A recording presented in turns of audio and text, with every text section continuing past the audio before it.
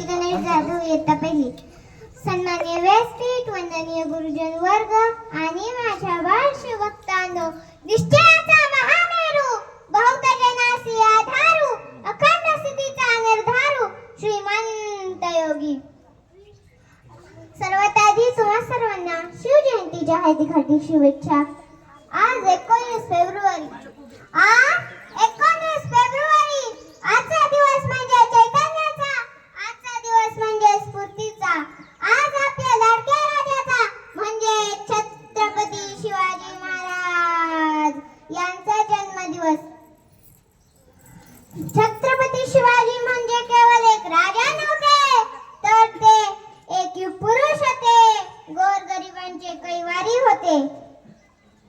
सह्याद्रीच्या कडेकमारीत मावळ्यांच्या सोबतीने मुघल आदिलशाही सारख्या बलाढ्य शत्रूंना दूर चालणारे राजे, उत्तम प्रशासक आणि स्त्री सन्मान करणारे एकमेव राजे होते.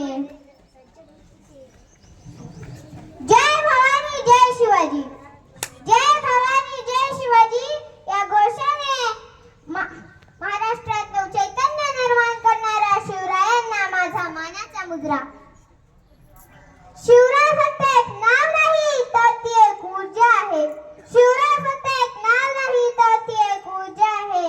जेव्हा उद्या महाराष्ट्रावर मुघल आदिलशाही निजामशाहीचे अत्याचार मारले होते, रयतेची अब्रू लुटली जात होती, तेव्हा शिवनेरीच्या कड्यावरून जिजाऊंच्या याच वाघाने डरकाळी फोडली. वयाच्या अवघ्या 16 वर्षीच श्री रायरेश्वराच्या साक्षीने हिंदवी स्वराज्य स्थापनेची शपथ घेतली. अफजल खानाचा कोतळा बाहेर काढताना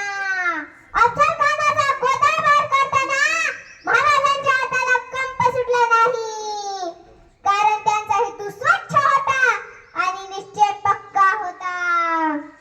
महाराजांनी 18 पगड जातींच्या लोकांना एकत्र केले आणि अन्यायाविरुद्ध लढायला शिकवले. जनतेला दासत्वातून मुक्त करून स्वाभिमानाने जगायला शिकवले.